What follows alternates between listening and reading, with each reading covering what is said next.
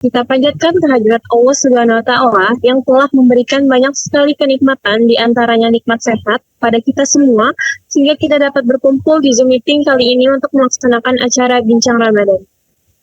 Salawat beserta salam, mari kita limpah curahkan kepada junjungan alam Nabi besar kita, Nabi Muhammad SAW, sebagai umatnya, semoga bisa mendapatkan syafaatnya di yaumul akhir nanti. Amin amin ya robbal alamin. Yang terhormat Profesor Dr. Eko Sriwiono, SPI MSI, selaku narasumber kita pada hari ini. Yang saya hormati kepada Bapak Dwi Putra Yuwandana, SPI MSI, selaku host Bincang Ramadan pada sore hari ini, serta yang terhormat pada Bapak Ibu dosen, abang kakak, serta teman-teman semua yang berbahagia.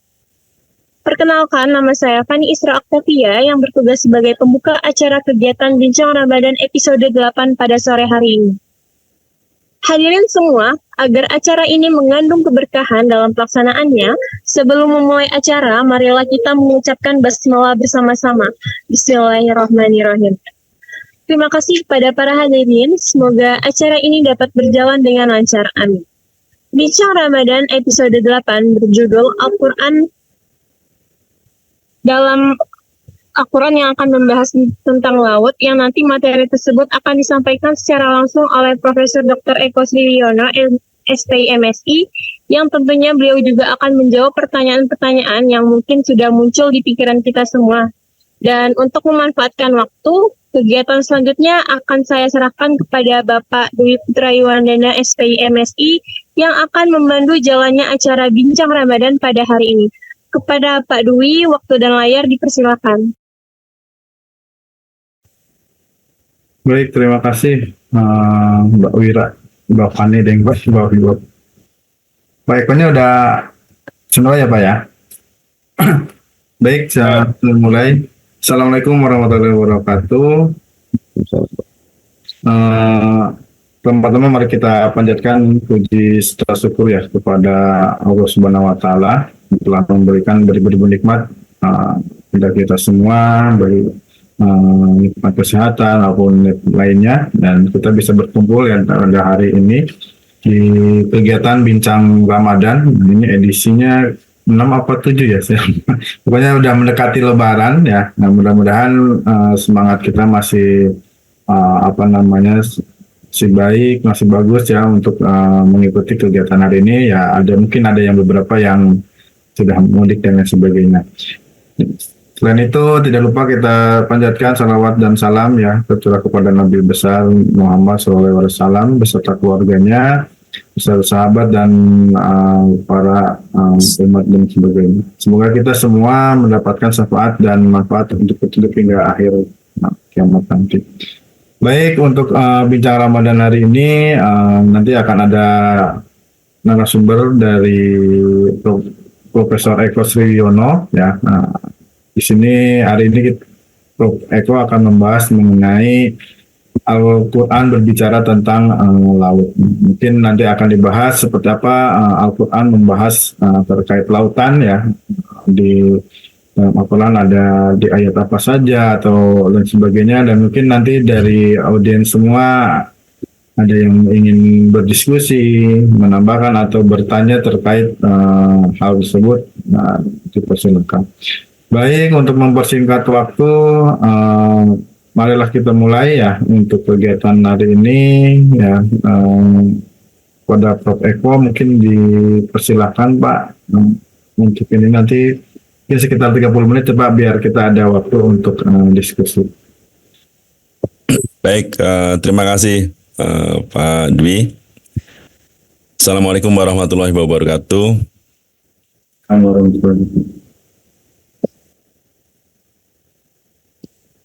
Bismillahirrahmanirrahim. Alhamdulillahirabbil alamin.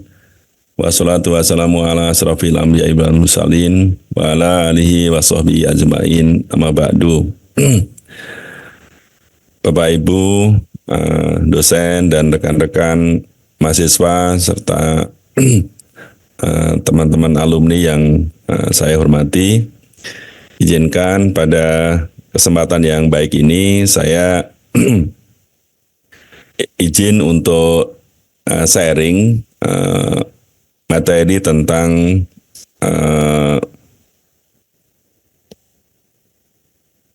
Al-Quran membahas tentang alam. Dalam hal ini adalah laut. Jadi saya ingin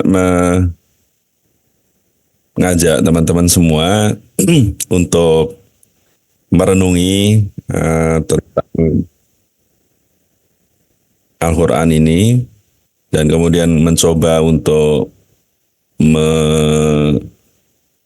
melakukan kajian lagi nanti, sehingga dari kajian kita pada sore hari ini akan menambah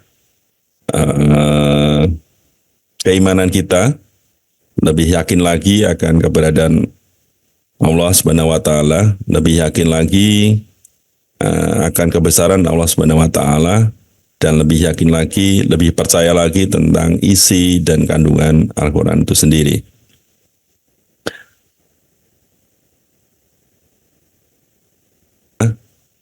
Akhirnya saya menemukan materi tentang laut dalam pandangan Al-Quran. Jadi dalam hal ini nanti, hal apa yang akan saya jelaskan itu berkaitan dengan hal apa yang dijelaskan dalam Al-Quran tentang laut itu. Yang pertama nanti saya akan mencoba untuk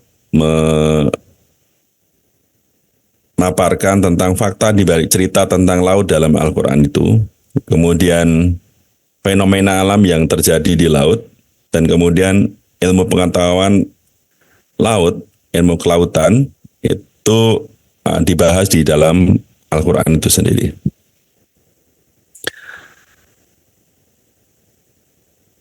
Baik, teman-teman yang dirahmati Allah Subhanahu wa taala, cerita tentang laut ini kadang-kadang menimbulkan pertanyaan kepada kita.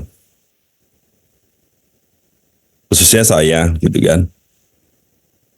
Rasulullah SAW itu dilahirkan di daratan yang relatif jauh dari laut. Rasulullah SAW itu dilahirkan, dibesarkan, hidup di Jazirah Arab yang tidak bersinggungan dengan laut.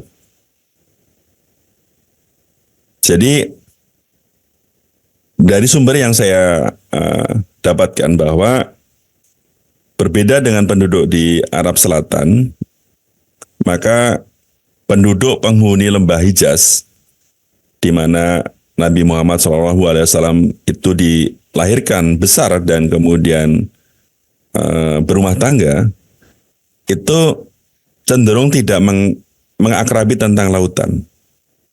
Jadi sepanjang hidupnya itu lebih banyak di daratan dan bahkan mungkin tidak bersentuhan dengan lautan. Jadi masyarakat di mana Nabi Muhammad tumbuh berkembang itu tidak ada budaya laut, nggak ada.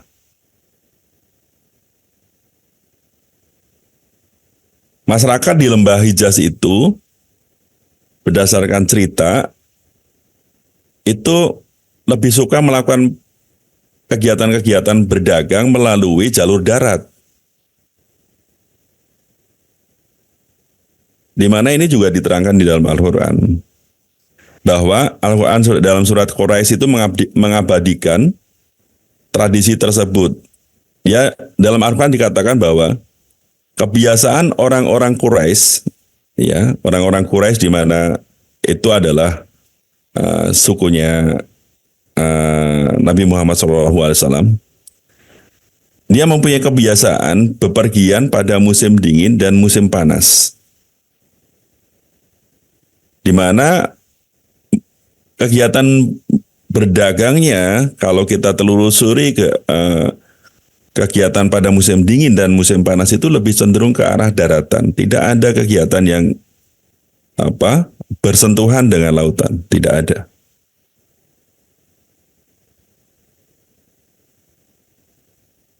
Hal ini berkaitan dengan musim yang memang dirasa baik, dirasa cocok untuk mereka untuk melakukan kegiatan kebiasaan-kebiasaan orang Quraisy itu untuk bepergian pada musim dingin dan musim panas itu. Nah, sekali lagi, tidak ada kaitan kegiatan-kegiatan keseharian dari suku Quraisy dan tentunya Nabi Muhammad SAW itu yang sepanjang hidupnya itu berkaitan dengan laut.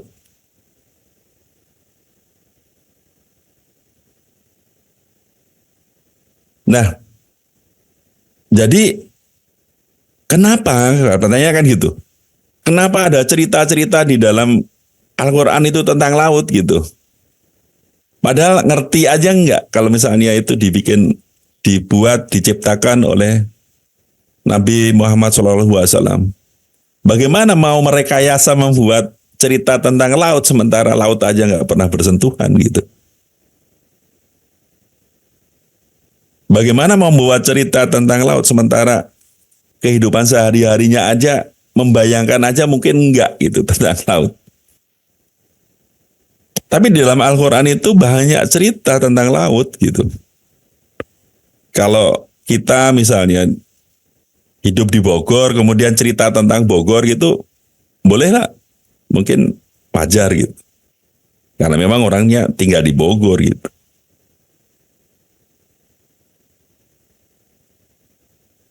Cerita tentang sungai-sungai yang ada di Bogor, cerita tentang angkot di Bogor gitu. Ya, wajar kalau kita bisa bercerita tentang itu gitu. Ini Al-Quran yang diwahyukan kepada Nabi Muhammad SAW itu bercerita tentang laut. Bercerita tentang fakta-fakta laut yang saat ini nanti kita buktikan kebenarannya gitu. Nah, sehingga itu membuktikan kepada kita bahwa mustahil gitu kan. Mustahil kalau Al-Quran itu dibuat, diciptakan oleh Nabi Muhammad SAW. Karena secara logika nggak mungkin gitu. Pengetahuan tentang laut aja nggak punya. Pengalaman tentang laut aja nggak ada.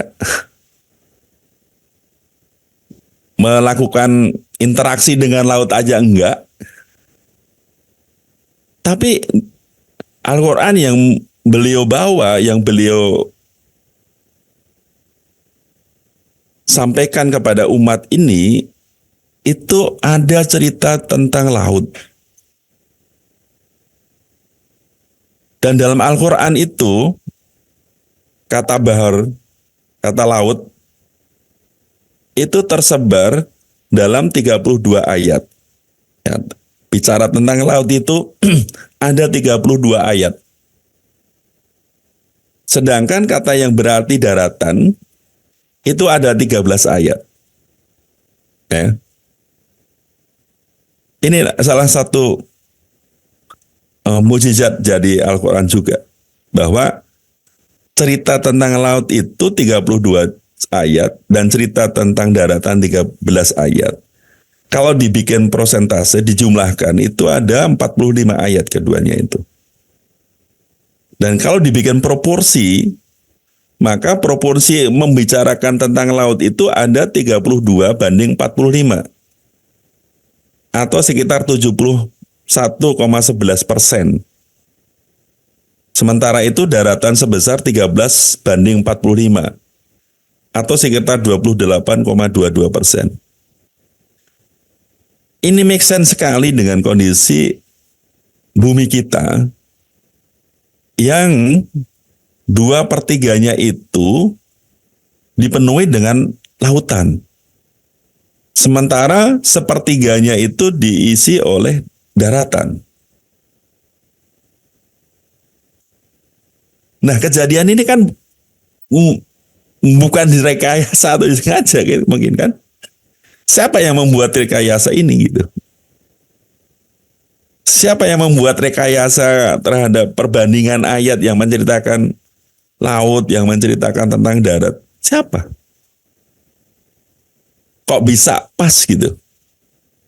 Apakah hanya kebenaran? Atau memang itu karena Maha Suci Allah yang kemudian memberikan pelajaran kepada kita, memberikan sentuhan hati kepada kita bahwa apa yang disampaikan oleh Nabi Muhammad SAW itu adalah benar adanya. Dan bukan rekayasa dari Muhammad sendiri. Itu dua hal yang kemudian tentunya menjadikan orang-orang yang berpendapat bahwa Al-Quran itu diciptakan oleh Nabi Muhammad SAW itu terbantahkan.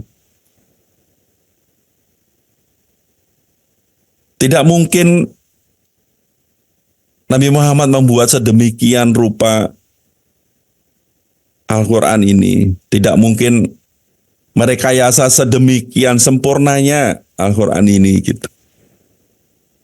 Sehingga sampai perbandingan bumi lautan pun juga bisa diterangkan dengan sangat jelas di dalam ayat-ayat yang dituangkan di dalam Al-Quran itu. Jadi teman-teman semua, berdasarkan kepada dua fakta tadi, maka tidak mungkin bahwa Rasulullah SAW itu adalah yang notabene adalah seorang penduduk Mekah yang sepanjang hayatnya tidak pernah mengarungi lautan, mampu menciptakan sendiri ayat-ayat dengan komposisi seperti itu. Ya. Jadi itu adalah fakta dari dalam Al-Quran yang kemudian menjadikan kita semakin percaya mestinya, semakin yakin bahwa Al-Quran itu adalah kitab suci yang diturunkan Allah kepada Nabi besar Muhammad SAW.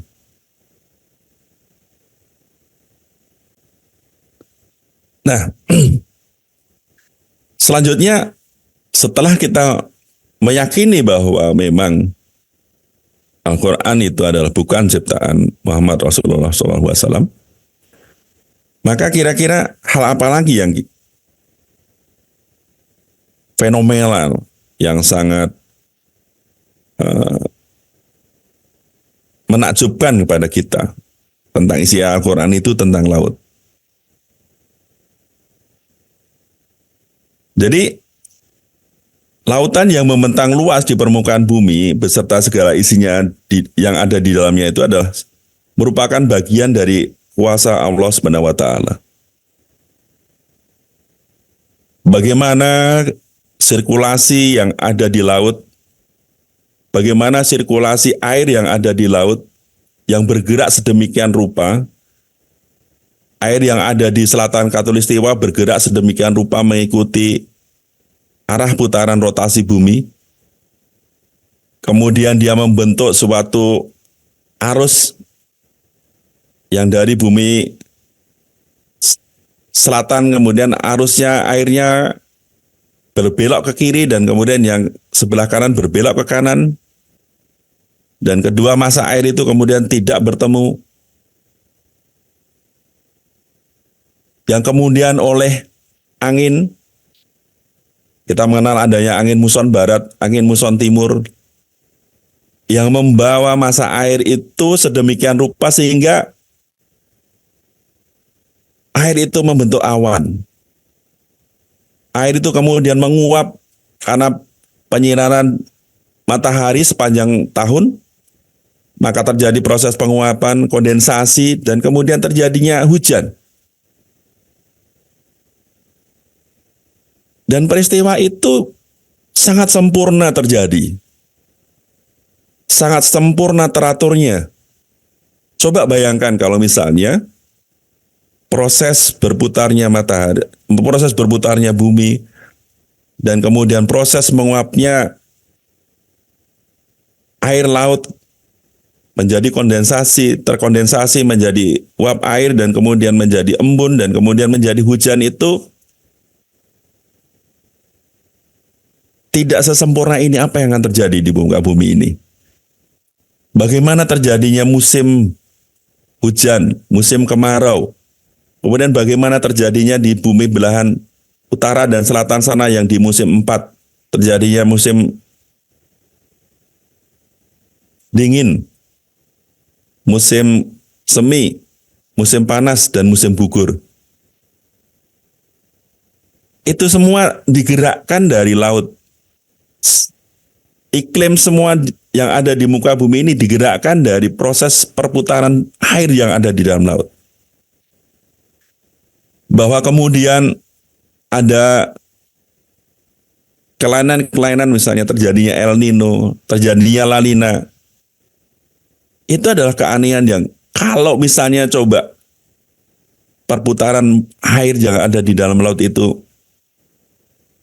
tidak sesempurna itu, maka kita akan kacau musimnya seperti terjadinya El Nino dan La Nina itu. Tentunya ada yang menggerakkan air itu. Tentunya ada yang mengalirkan air-air itu di lautan sana. Bukan dia bergerak sendiri, tapi ada yang maha hebat, maha luar biasa yang mengalirkan air-air itu sedemikian rupa sehingga membentuk sebuah keteraturan, yang keteraturan tersebut mensejahterakan umat manusia yang hidup di atas muka bumi ini.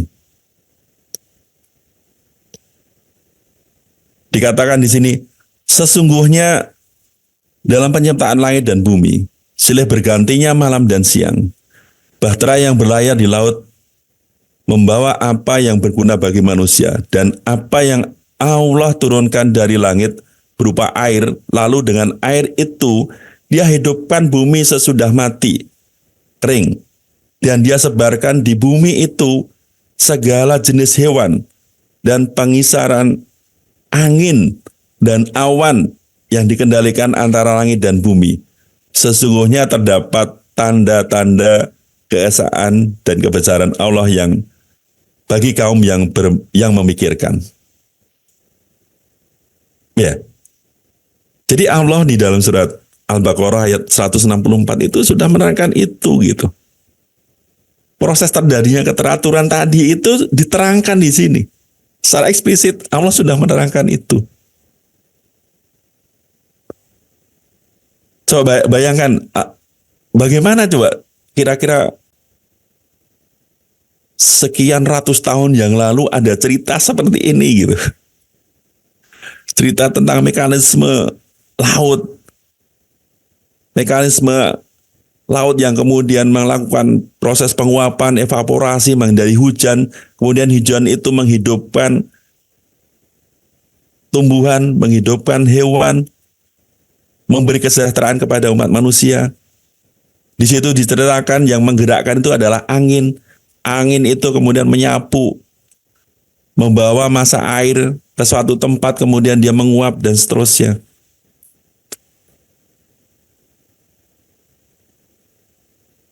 Allah menceritakan di sini tentang proses itu. Allah menceritakan di sini bagaimana Allah bercerita tentang laut, tentang proses terjadinya hujan, meskipun secara tidak eksplisit. Proses terjadinya siapa yang menggerakkan, angin yang menggerakkan, siapa yang digerakkan, air laut yang digerakkan, kemudian bagaimana dia menuju ke laut, ke langit, kemudian menjadi uap air, ya, dari langit berupa air, lalu dengan air itu dia menghidupkan bumi, terjadinya hujan. Untuk menghidupkan yang kering. Jadi dengan air-air hujan itu kemudian tumbuh semuanya. Ya. Jadi ini cerita yang sudah diceritakan ratusan tahun yang lalu oleh Al-Quran. Tadi di awal dikatakan, Bisa nggak misalnya Muhammad membuat cerita tentang ini gitu? Pasti kita, kalau memang itu ciptaan Muhammad. Ya. Nah, Allah telah membentangkan luas permukaan bumi ini dengan segala isinya dan dengan segala campur tangannya di situ sehingga menciptakan kesetimbangan untuk kehidupan umat manusia di muka bumi ini.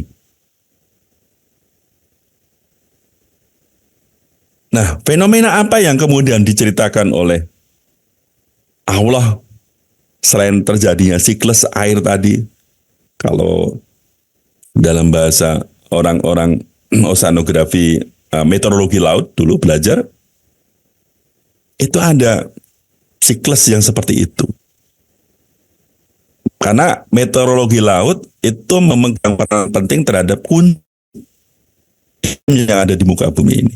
Sehingga kalau misalnya laut itu tidak laut itu tidak melakukan proses-proses itu, laut itu ngambek karena terjadinya La Nina dan El Nino misalnya, maka akan terjadi terjadinya anomali cuaca yang ada di muka bumi ini. Nah, peristiwa apa lagi diceritakan oleh Al-Quran berkaitan dengan laut ini? Yaitu adanya arus dan front. Al-Quran mengatakan bahwa, dan dialah yang membiarkan dua laut mengalir berdampingan, yang tawar lagi segar, yang lain asin lagi pahit. Dan dia jadikan antara keduanya di dan batas yang menghalangi. Jadi, di dalam Al-Quran itu, Allah menerangkan terjadinya proses air yang mengalir. Jadi, meskipun kalau dari jauh, kalau misalnya kita lihat air laut itu diam, sesungguhnya dia adalah bergerak. Karena disapu oleh angin dan sebagainya, sehingga dia bergerak dari satu tempat ke tempat lain. Masanya bergerak. Sehingga Allah SWT di sini secara tidak langsung mengatakan bahwa air itu tidak diam, bahwa air itu selalu bergerak. Dan ketika air itu bergerak, maka akan membawa dampak terhadap bertemunya massa air yang berbeda. Dan dua massa air yang berbeda itu akan membentuk front. Dan kalau misalnya teman-teman yang belajar tentang daerah penangkapan ikan, maka bertemunya dua massa air yang berbeda itu potensi terhadap keberadaan ikan, potensi terhadap daerah penangkapan ikan, karena biasanya front yang berbeda itu, yang satu adalah merupakan tempat ikan, ekosistem ikan untuk hidup, dan sementara sisi yang lain, sisi air yang lain itu adalah makanan bagi ikan. Sehingga biasanya ikan itu akan berada pada titik temu di antara dua massa air yang berbeda itu untuk mencari makan. Dan sehingga biasanya titik temu dua massa air yang berbeda itu adalah potensi daerah penangkapan ikan. Nah, dua massa air yang berbeda itu bisa dimaknai, tadi dikatakan, bisa saja dari air tawar dan air laut, yang kemudian air laut ada kandungannya lebih asin, sementara air tawar tidak asin. Tapi juga dimaknai bahwa pertemuan dua massa air yang berbeda itu adalah ditandai dengan suhu yang berbeda. Karena yang satu berasal dari bumi bagian utara, sementara yang satu lagi berasal dari bumi bagian selatan. Maka kalau di daerah Jepang sana, maka ada namanya arus Kuroshio dan Oyashio. Suatu arus yang membawa massa air dengan suhu yang berbeda, yang satu berasal dari daerah tropis, yang satu berasal dari daerah subtropis yang mempunyai suhu yang berbeda. Sehingga nelayan-nelayan Jepang sana biasanya akan memanfaatkan front bertemunya dua masa air yang berbeda itu sebagai tempat penangkapan ikan yang potensial. Nah, cerita tentang bertemunya dua masa air yang berbeda itu, sekali lagi sudah diceritakan oleh Allah Subhanahu wa taala ratusan tahun yang lalu. Allah sudah menemukan itu, Allah mengatakan itu, bahwa ada fenomena front, ada fenomena bertemunya dua masa air yang berbeda. Demikian juga bertemunya dua masa air yang ada di selat lupa saya namanya. Yang mempertemukan antara air yang berasal dari lautan Atlantik dan kemudian dari selat lupa. Jadi ini fenomena yang lain juga. Kemudian bertemunya dua masa air yang berbeda ini juga didapati pada pembagian suhu yang ada di air laut secara vertikal, yang bukan secara horizontal, tapi secara vertikal. Kita mengenal adanya suatu lapisan di dalam lautan kita ini yang dinamakan sebagai termoklin. Ya. Termoklin ini ada sebuah lapisan perairan yang mempunyai kecenderungan untuk melakukan penurunan suhu yang paling terjal, gitu. Sehingga ketika kita mendapati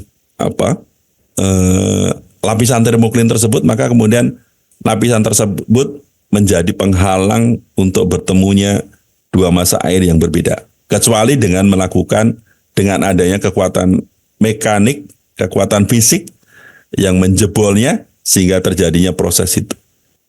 Lalu proses apa yang menjebol terhadap lapisan termoklin yang sedemikian akut itu? Kita mengenal adanya suatu peristiwa yang namanya upwelling. Upwelling adalah suatu peristiwa mekanis yang kemudian membawa masa air dari dasar perairan menuju ke permukaan sedemikian rupa yang suhunya berbeda. Suhu di dasar perairan lebih dingin dibandingkan dari permukaan, sehingga masa air dari dalam perairan dalam yang lebih dingin itu ditengarai membawa nutrien yang banyak, sehingga ketika dia secara mekanis menjebol lapisan termoklin itu dan terjadinya proses penaikan masa air ke permukaan, maka terjadi proses front di sana juga. Front antara masa air yang didorong dari bawah dengan masa air yang ada di permukaan.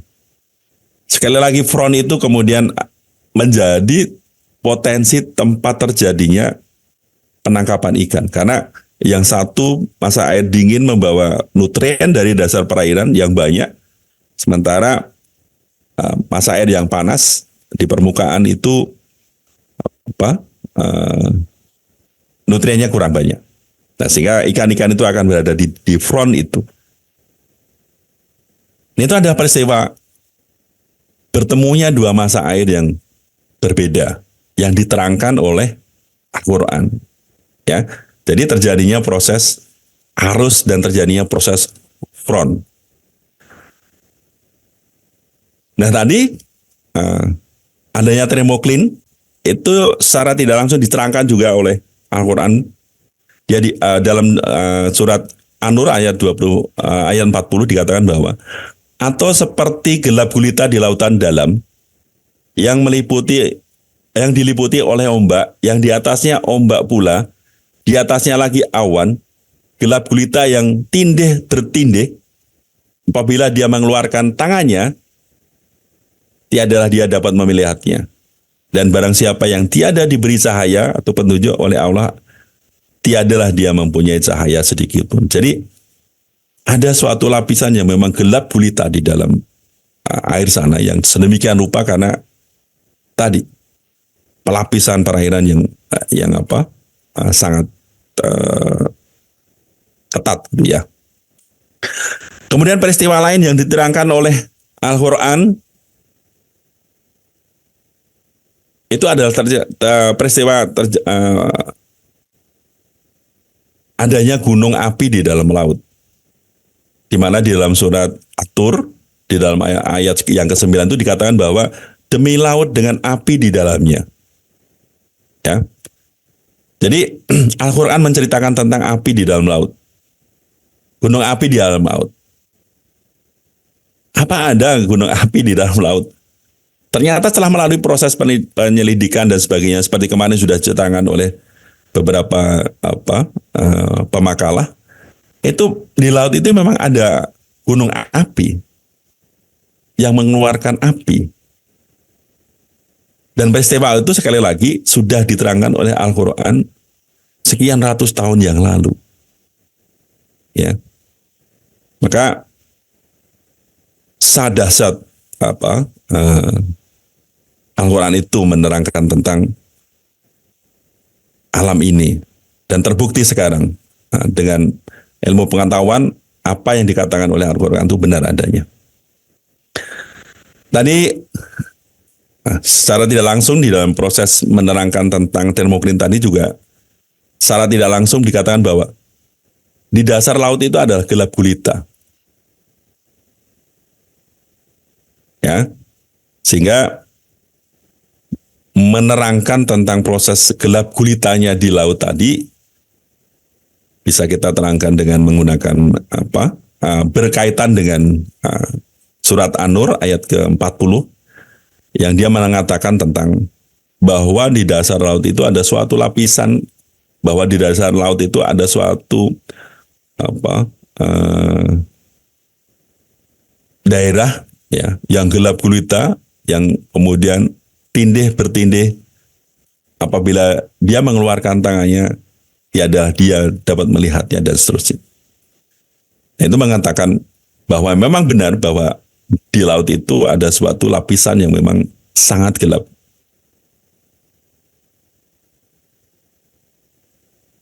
Yang lainnya adalah fakta yang diterangkan di dalam Al-Quran yang benar adanya adalah tentang sungai di dasar laut. Bagaimana kemudian di dasar laut itu kemudian ada sebuah sungai, kemudian ada tumbuhan-tumbuhan hijau di sana, layaknya sebuah sungai yang ada di permukaan bumi.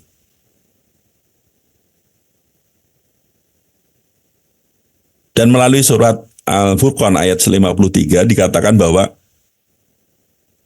dan dialah yang membiarkan dua laut mengalir, yang ini tawar dan yang segar, dan yang lain sangat asin lagi pahit, dan dia dijadikan antara keduanya dinding dan batas yang tidak tembus.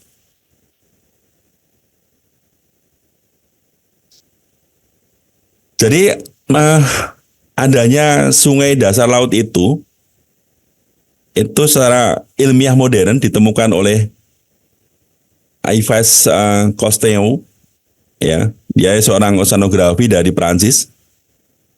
Dia menemukan bahwa salah satu sungai yang ada di dalam lautan adalah Cenote Angelita yang terletak di Meksiko. Sungai ini berada di kedalaman sekitar 30 meter, 35 meter atau 115 kaki. Dalam sungai Cenote Angelita itu ada kabut pembatas antara air tawar dan air asin yang disebut haloklin. Dan haloklin ini yang mempunyai bentuk gas hidrogen sulfida. Jadi sudah terbukti apa yang dikatakan oleh Al-Quran bahwa di dasar laut itu ada sungai. Jadi kalau misalnya orang menganggap ini cerita orang bermimpi atau seperti apa? Kok mengatakan bahwa di dasar laut ada sungai? Ya. Dan terbukti bahwa memang ada sungai. Baik, itu adalah fakta-fakta yang ada di dalam laut kita. yang diceritakan melalui ayat-ayat Al-Quran. Lalu bagaimana kaitan Al-Quran dengan ilmu pengetahuan tentang laut itu? Nah, ada beberapa fenomena laut yang juga diterangkan melalui Al-Quran ini. Yang pertama adalah tadi terjadinya termoklin, bahwa ada suatu proses pelapisan massa air di dasar perairan sedemikian rupa sehingga di dasar perairan itu ada lapisan-lapisan yang tidak bisa ditembus antara satu yang lain. Kemudian fakta yang kedua, ilmu pengetahuan yang kedua yang diterangkan melalui Al-Quran itu adalah tentang arus tadi, tentang arus dan kemudian terjadinya front, itu adalah ilmu pengetahuan oceanografi yang sekarang kita pelajari semua. Dan kemudian selain dua massa air yang berbeda suhu, kemudian juga ada yang berbeda salintasnya juga. Halocline yang di Selat Madura misalnya. Jadi halocline itu tidak juga bertemunya dua massa air dengan salintas yang berbeda juga ditemui di beberapa tempat, dan salah satunya adalah di Madura. Kemudian cerita fakta lain tentang ilmu pengetahuan laut yang diterangkan melalui Al-Quran ini adalah tentang kimia laut. Di mana dalam beberapa ayat, misalnya dalam surat Fatir ayat 12 itu dikatakan bahwa dan tiada sama antara dua laut, yang ini tawar, segar, sedap diminum, dan yang lain asin, lagi pahit. Dan dari masing-masing laut itu kamu dapat memakan daging yang segar, dan kamu dapat mengeluarkan perhiasan yang dapat kamu memakainya. Dan pada masing-masingnya kamu lihat kapal-kapal berlayar membelah laut supaya kamu dapat mencari karunia-Nya dan supaya kamu bersyukur. Jadi Allah mengatakan bahwa ada kandungan air yang berbeda. Dalam hal ini adalah keasinannya. Ya, keasinannya berbeda. Sehingga Allah telah memulai untuk menerangkan keadaan laut itu melalui proses, melalui sebuah fakta, cerita tentang perbedaan massa air, tentang salintas yang berbeda antara dua massa air yang berbeda.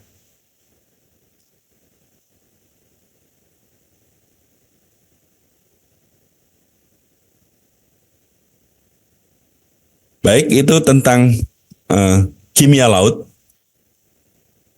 Kemudian tentang biologi laut, Allah juga menceritakan bahwa di laut itu banyak sekali biota. Biota laut yang kemudian saling melengkapi, yang saling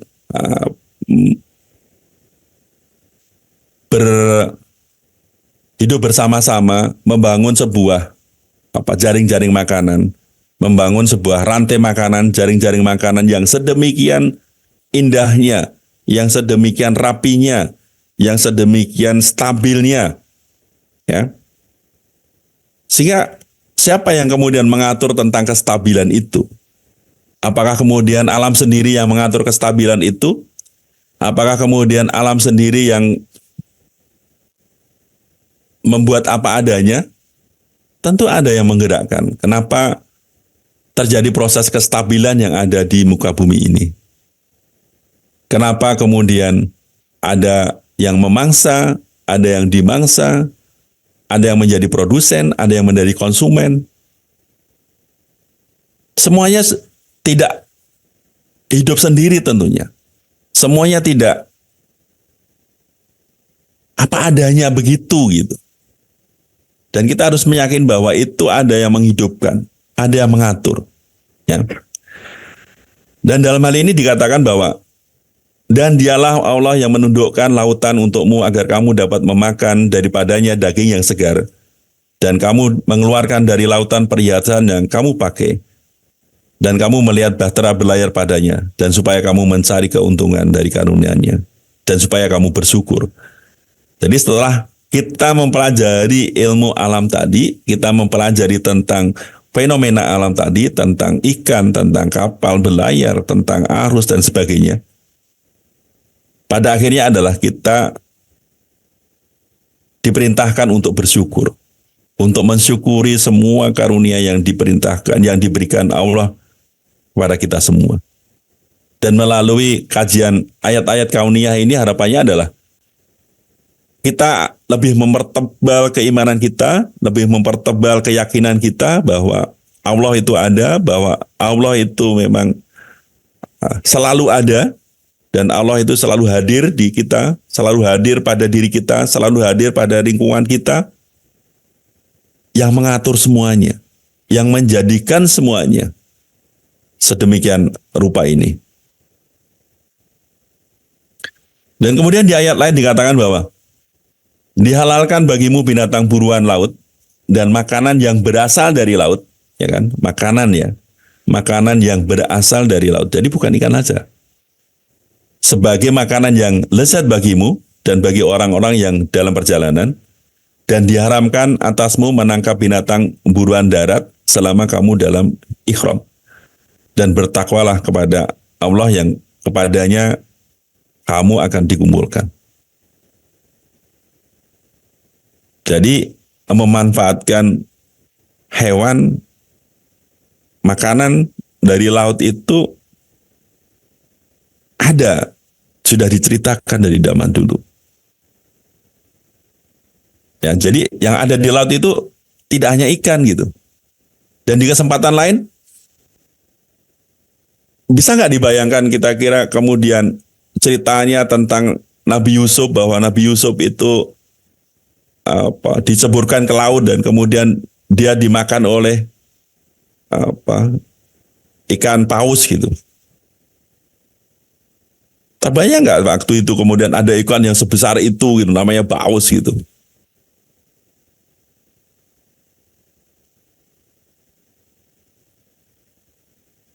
Sekian abad yang lalu, apa bisa dibayangkan orang mengenal tentang binatang besar gitu? Ya, baik.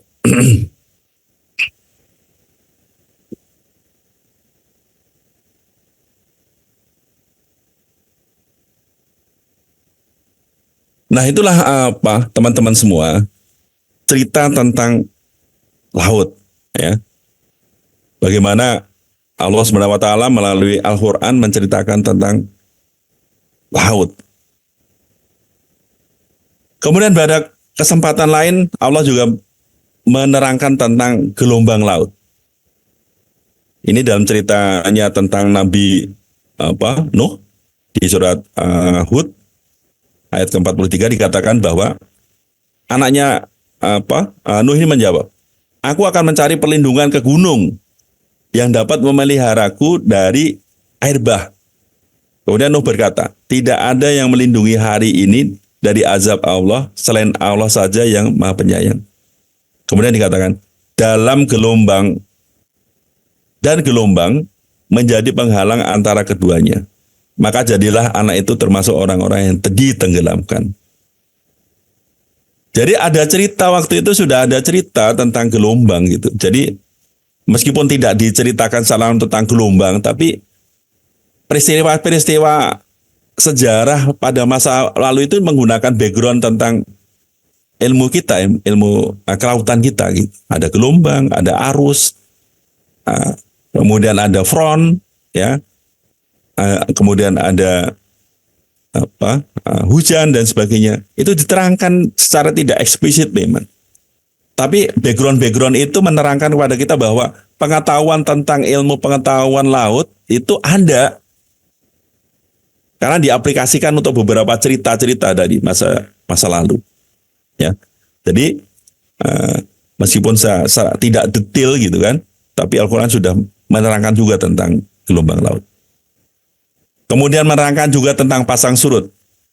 Ini melalui bukan Al-Quran tapi melalui hadis Nabi, dikatakan bahwa Ibnu Abbas ditanya tentang pasang surutnya air laut. Maka Rasulullah menjawab, seorang malaikat ditugaskan untuk mengurus laut. Bila ia mencelupkan kakinya, air laut pasang, dan bila mengangkat kakinya, air laut menjadi surut. Jadi cerita tentang pasang surut, ya sekali lagi, cerita tentang pasang surut itu ada. Ini ceritanya ngomongnya Nabi, tapi Nabi tahu tentang pasang surut, meskipun dia hidupnya di daratan. Dia tidak di pantai, dia jauh dari pantai menceritakan tentang laut. Dari mana dia mendapat ilmu itu? Ya kan? Itu. Kemudian tentang pelayanan. Ilmu tentang pelayanan ini, maka banyak sekali cerita-cerita tentang pelayanan ini yang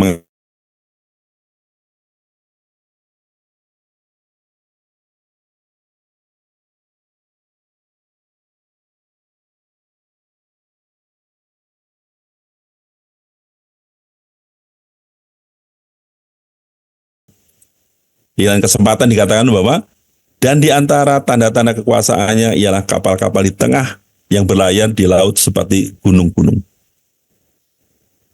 Ini sekali lagi meskipun ya, jauh dari laut, tapi cerita tentang laut itu sangat banyak, termasuk tentang kapal. Tadi di atas juga dikatakan bahwa laut juga pengendali hujan, ceritanya sudah saya jelaskan di atas, bahwa laut itu berperan sangat besar terjadinya hujan.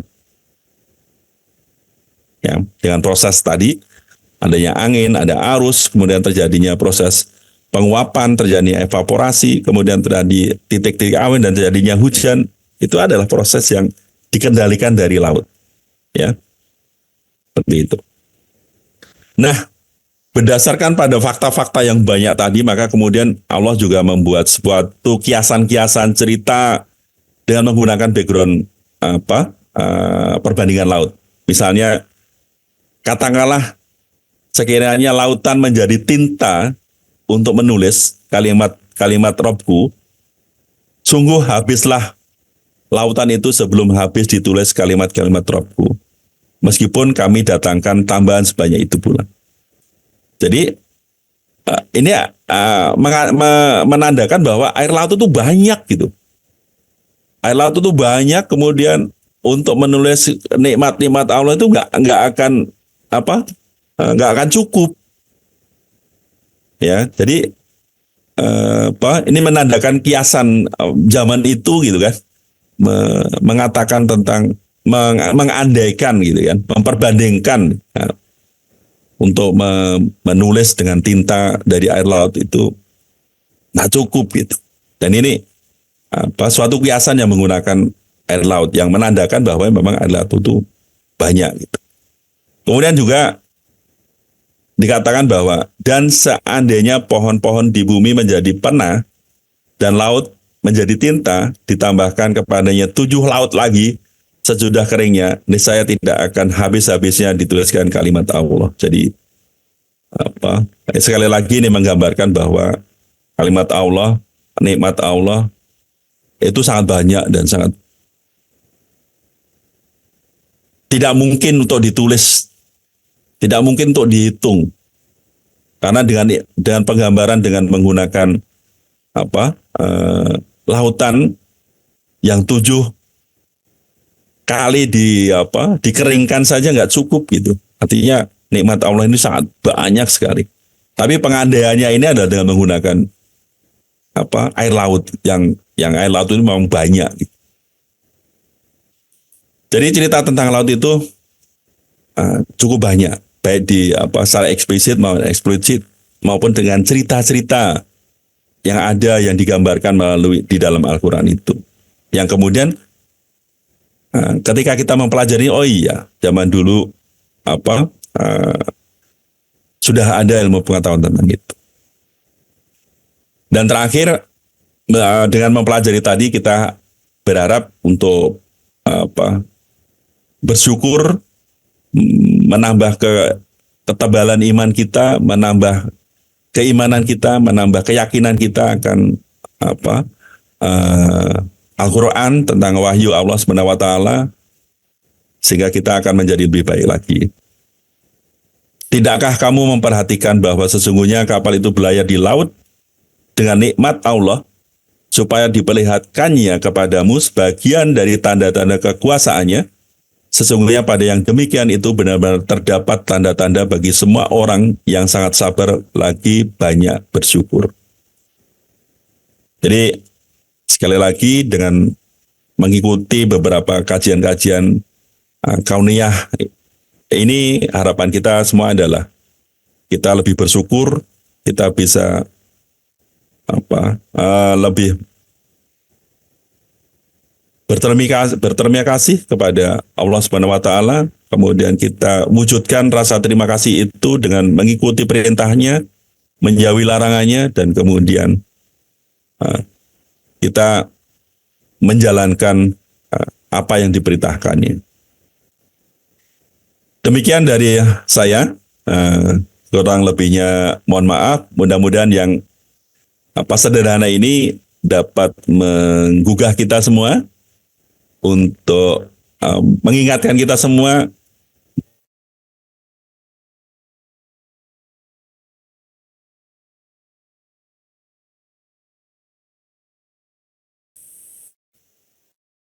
ya. Nah,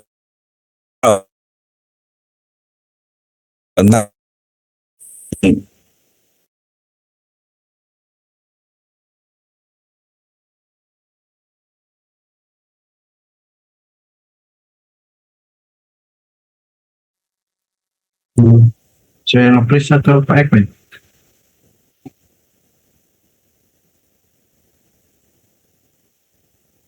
Ada Pak Iin kah? Pak Didin?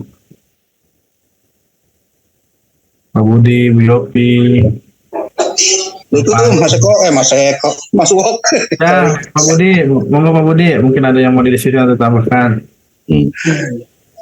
Diskusi mangga lah, kalau bahannya Profesor mau cakep banget. Nah, jadi memang saya nambah informasi aja dari apa yang disampaikan Prof. Eko. Kan tadi kan jumlah ayat Quran itu yang tentang laut sama darat kan perbandingannya kan kurang lebih 71% sama lebihnya lah 28-an gitu ya, 29. Yep. Nah itu kan sesuai dengan bumi kita juga. Airnya itu sekian persen, 71, dan daratnya 29 atau 28, sekian gitu ya. Dan juga sesuai dengan tubuh kita. Airnya itu 70%, 71% juga, sisanya daratan atau daging kita itu. Jadi kekonsistenan itu memang membuktikan bahwa Al-Quran itu memang bukan Nabi Muhammad. Nah, tadi juga yang disampaikan Mas Eko tentang temuannya Jacques Cousteau ya. Jacques Cousteau itu salah satu bapak penyelam dunia ya. Dia yang menemukan, merancang tabung scuba. Jadi Pak Cousteau, Angkatan Laut Perancis, juga dia mendapatkan sungai di bawah laut itu sama yang dia juga melihat fenomena yang terbelah. Banyak orang bilang dia masuk Islam, tapi banyak ditutupi beritanya gitu ya. Dia meninggal seorang. Nah, yang saya kadang-kadang bertanya nih Mas Eko ya, seperti Mas Eko tadi bertanya tuh, waktu Nabi Muhammad SAW itu menerima wahyu tentang yang nggak ada di sekitarnya itu kan gimana ya? Artinya di sekitarnya padang pasir. Kemudian dia terima wahyu tentang laut, Iya, sungai itu. laut.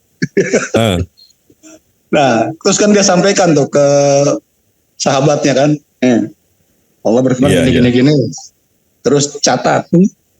Saya bayangin waktu itu tuh sahabat tuh atau Nabi Muhammad sekalipun ya, kalau Nabi Muhammad mungkin langsung terima kan dari Allah Subhanahu wa Ta'ala, malaikat Jibril.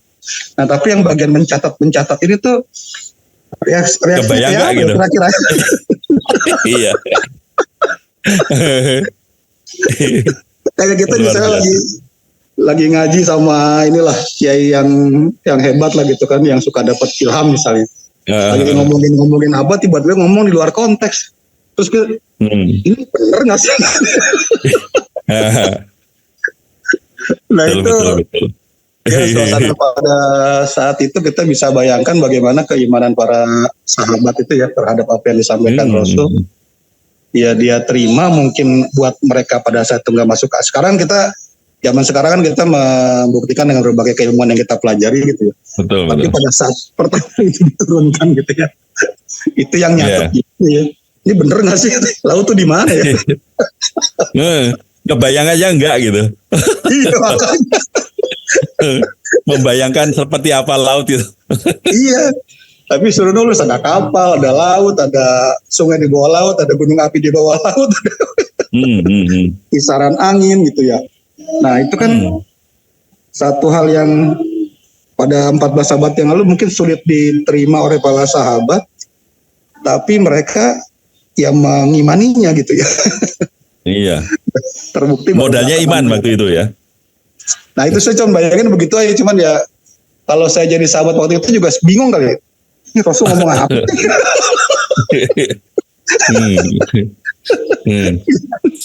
Nah terus kayak kita nih masing-masing di perguruan tinggi kan punya keahlian masing-masing kan. Nah itu betul tadi yang disampaikan kan, kalau sebagai tintanya laut, penanya tumbuhan, ditambahkan lagi 7 kali ini, nggak habis-habis gitu ya. Nah kita aja belajar habis tamat sekolah jadi dosen S2, S3, S1, S2, S3, penelitian sampai sekarang udah mau pensiun nih.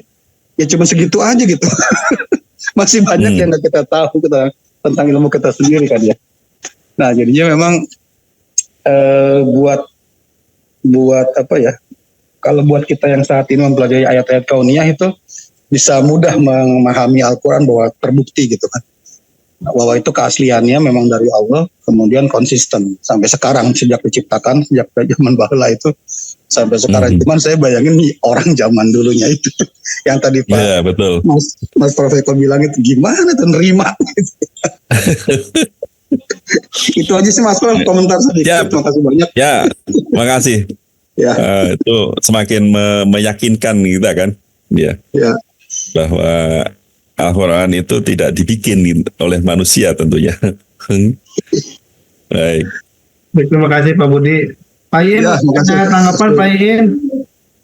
Pak Ustadz nih. Nah ini nih, paus yang kecil di mandi nih.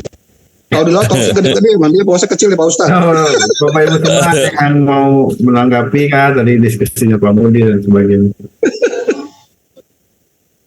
Zaman bahula gimana gitu? Kayaknya lagi kajian tempat yang lain ya. Baik, masih ada mau didiskusikan atau Pak Eko ada yang mau tambahkan lagi Pak? Cukup. Ya. Baik. Prof Hadi?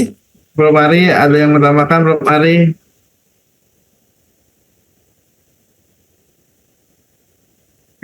Saya nggak sambil di jalan nih, monitor terus. Wah, Ustadz Budi sudah mengulas dengan baik gitu. Alhamdulillah. Iya, dan memang sebuah ketakjuban juga kita yang sekarang aja banyak orang yang sudah merasa belajar ilmunya tinggi belum percaya akan kebenaran Al-Quran. Itu kan luar biasa. Memang zaman Nabi itu karena beliau memang orang yang benar-benar bersih, hatinya sudah dibersihkan benar, sehingga menerima kebenaran itu begitu yakin, dengan seyakin-yakinnya, meskipun di sekitarnya nggak tahu laut itu bagaimana, ikan itu bagaimana, tapi luar biasa kan, kita bahkan yang sudah sekolah tinggi bahkan nggak meyakininya. Itu yang menurut saya apa yang disampaikan Ustadz Budi itu benar, fakta bahwa sebenarnya apa yang kita pelajari belum ada apa-apanya. Dan tentu sangat naif sekali kalau kita sendiri tidak mengakui kebenaran tersebut.